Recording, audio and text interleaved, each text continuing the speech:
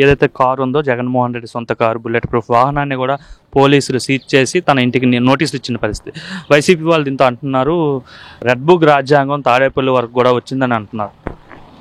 Red book రాజ్యాంగం తాడేపల్లి వరకు వచ్చినట్లయితే అసలు నిజంగా నేను చెప్పదలుచుకున్న విషయాన్ని ఏంటంటే రెడ్ బుక్ రాజ్యాంగం నడిచిందా, పులివెందల రాజారెడ్డి రాజ్యాంగం నడిచిందో జగన్ రెడ్డిని తెలుసుకోమని. ముఖ్యంగా మీరు 5 ఏళ్ల పరిపాలనలో మీరు ఎన్నో దారుణాలు, హింసలు, సుధాకర్ గారిని చంపటం కానీ, కాండ్రు శ్యాముకి యూరిన్ పోసి స్టూడెంట్ని కొట్టడం కానీ, అదేవిధంగా డోరు డెలివరీ చేసినటువంటి వ్యక్తికి ఎమ్మెల్సీ టికెట్ ఇచ్చి నువ్వు అందలాన్ని ఎక్కించినటువంటి విధి విధానం కానీ, ఇంకా నీకుండి చెప్పుకుంటూ పోవాలంటే అమానుషాలకి అడ్డానే జగన్మోహన్ రెడ్డి. ఒక మాటలో చెప్పాలంటే అమానుషాలకి అడ్డా ఏంటి, అవినీతికి అడ్డా, అక్రమాలకి నిలువు అడ్డా.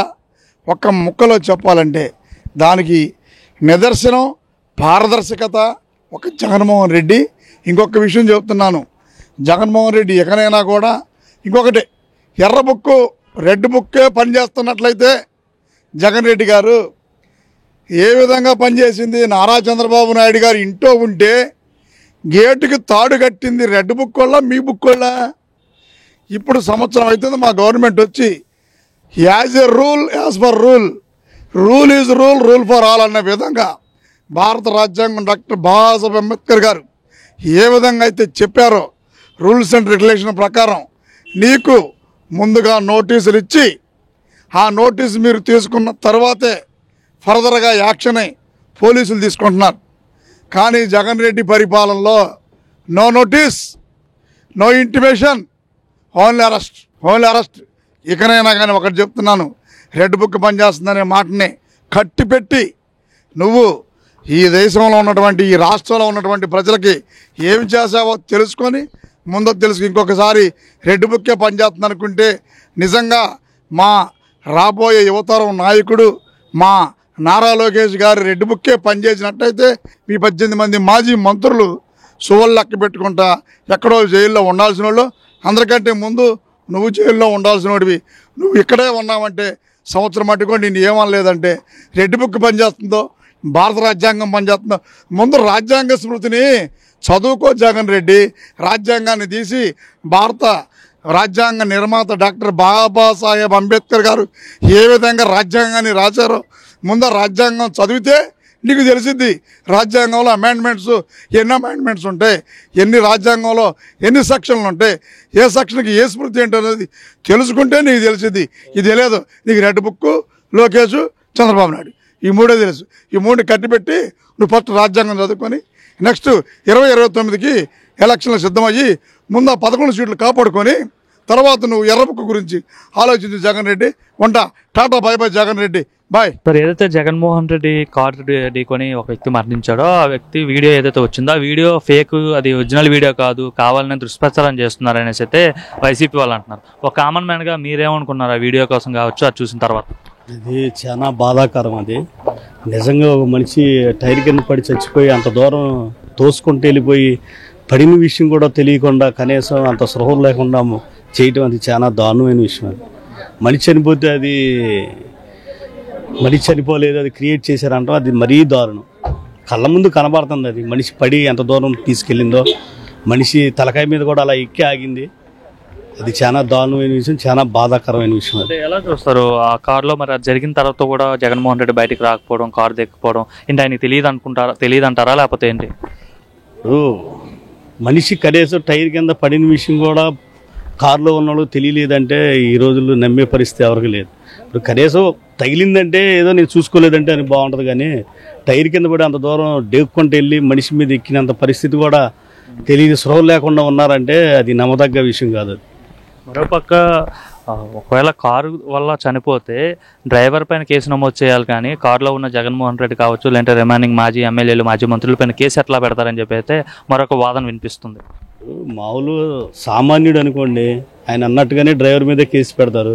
ఒక రాజకీయ నాయకుడు అయ్యుండి, ఒక మాజీ సీఎం గారు అయ్యుండి బాధ్యతారహితంగా ఉన్నప్పుడు పెట్టకుండా ఎలా ఉంటారండి? ఒక సామాన్యుడికి అయితే వాళ్ళు చెప్పినట్టు చెందిద్ది. ఈయన ఒక మాజీ సీఎం గారు అయి ఉండి ఆ పరిస్థితిలో ఉంటే ఒక మనిషి చనిపోయిన ప్రాణానికి కూడా విలువ లేకుండా ఎంత మటుకు జనాదరణ కోసమే చూసే పరిస్థితిలో ఉంటే అది కరెక్ట్ కాదు కదా. అది అరెస్ట్ చేయాల్సిందే, ఎవరైనా అరెస్ట్ చేయాల్సిందే. కరెక్ట్ అంటారా? ఆయనకి నోటీస్ ఇవ్వడం కావచ్చు, ఆయన కార్ని కూడా తన సొంత కార్ని కూడా సీజ్ చేసిన పరిస్థితి కరెక్టేనండి.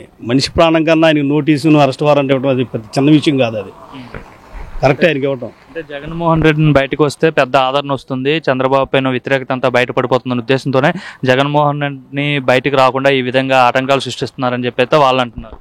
మనిషి కారు కింద పడి చనిపోతే అది కంటి ముందు ప్రజలంతా చూస్తూ ఉంటుంటే దీన్ని ఆయనకి రాజకీయ స్వలాభం కోసం మాట్లాడుకోవడం అది కరెక్ట్ కాదు. అది కంటి ముందు ప్రజలంతా చూస్తూనే ఉన్నారు.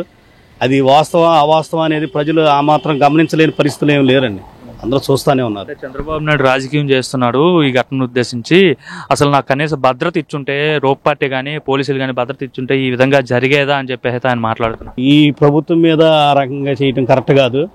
ఆయన కనీసం బాధ్యత రహితంగా ఆయన ఉండాలి కదా. సెక్యూరిటీ అనేది తర్వాత విషయం. అది నీ కారుకు తగిలి నీ కారు కింద పడినప్పుడు నీ బాధ్యత ప్రకారం నువ్వేం చేసావు? కనీసం కిందకి దిగన్నా వచ్చి ఏంటని పరామర్శ కూడా లేకుండా మనిషిని కింద పడిన సంగతి కూడా నువ్వు చూసుకోకుండా వెళ్ళిపోయావంటే అది ఎంత దారుణమైన విషయం. అది ఎలా ఉందమ్మా? చంద్రబాబు నాయుడు ముఖ్యమంత్రి అయ్యి సంవత్సరం అయింది, ఈ సంవత్సరం పరిపాలన చూసాక ఏమనిపిస్తుంది? చంద్రబాబు గారు నాయుడు పరిపాలన వెరీ గుడ్ అండి, చాలా బాగుంది. ఆడవాళ్ళు ఇప్పుడు మేము మీటింగ్కి వచ్చామంటే అసలు కారణం ఆయనే కదండి.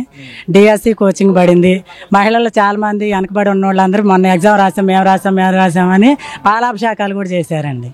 అలాంటి గవర్నమెంట్ ఉంటే మాకు ఆనందంగా ఉందండి. తేడా ఏంటండి? గతంలో 5 ఏళ్ళు జగన్మోహన్ రెడ్డి పాలన చూసారు, ఇప్పుడు ఏడాది సంవత్సర కాలంగా చంద్రబాబు పాలన చూసారు. రెండింటికి తేడా ఏం గమనించారు మీరు? జగన్మోహన్ రెడ్డి పాలనలో ఉన్నప్పుడు బటన్ నొక్కటమే, ఏసీ రూమ్లో ఉండి బటన్ నొక్కటమే కానండి, అభివృద్ధి అయితే ఏమీ లేదు. అమరావతి రాజధాని రావాలంటే టీడీపీ రావాలని అందరూ రాజధాని ప్రజలు మొత్తం కోరుకున్నారు. వాళ్ళు ఎన్నో పూజలు అవన్నీ ఫలించాయండి. చంద్రబాబు నాయుడు గారి పరిపాలన చాలా బాగుంది. జగన్ పరిపాలన అంటే ఎవరు లైక్ చేయట్లేదండి. అంటే ఇప్పుడు చంద్రబాబు నాయుడు అబద్ధపు హామీలు ఇచ్చి అధికారంలోకి వచ్చేసాడు, ప్రజలందరినీ మోసం చేశాడు, ఏ పథకాలు కూడా ఇవ్వట్లేదు ప్రజలకి, ప్రజలంతా చాలా ఇబ్బంది పడిపోతున్నారని చెప్పి అంటున్నారు. నిజమేనది? అది కాదండి, రాంగ్ అండి. ఇప్పుడు రీసెంట్గా చూస్తే మొన్న తల్లికి వందనం వేశారండి. మళ్ళీ ఇప్పుడు ఆగస్టు 15కి బస్సు ప్రయాణం ఒకటి ఉందండి. మళ్ళీ గ్యాస్ కలెక్షన్ అని 3 సంవత్సరానికి 3 సిలిండర్లు అని అవి ఇచ్చారండి. మళ్ళీ రైతు భరోసా ఇప్పుడు డీసెంట్గా వదులుతున్నారండి. ఇంకేం తక్కువ చేశారని మాట్లాడుతున్నారండి జనం. జగన్ పరిపాలన అంతా రాజకీయ ప్రభుత్వం అండి. చంద్రబాబు నాయుడు గారి పరిపాలన చాలా బాగుంది సార్.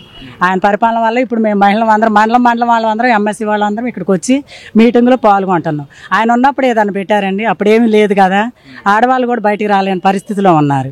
ఇప్పుడు ఎంఎస్ వాళ్ళందరూ రమ్మన్నారు, మొత్తం వచ్చి. రోడ్లు ఎట్లా ఉన్నాయి? మీరు ఇంతకుముందు బయట ఏదైనా మార్కెట్కి వెళ్ళా, లేదంటే ఎక్కడికైనా ఊర్లో వెళ్ళా, బంధువుల ఇంటికి, పెళ్లిళ్ళకి, శుభకార్యాలకు వెళ్ళా సార్, రోడ్లు ఎట్లా ఉండేవి అప్పుడు, ఇప్పుడు ఎట్లా ఉంది? అప్పుడు గుంటలుగా ఉండేయండి, ఇప్పుడు రోడ్లు మాత్రం తారు రోడ్లు, రోడ్లు మాత్రం బాగా పోసారండి.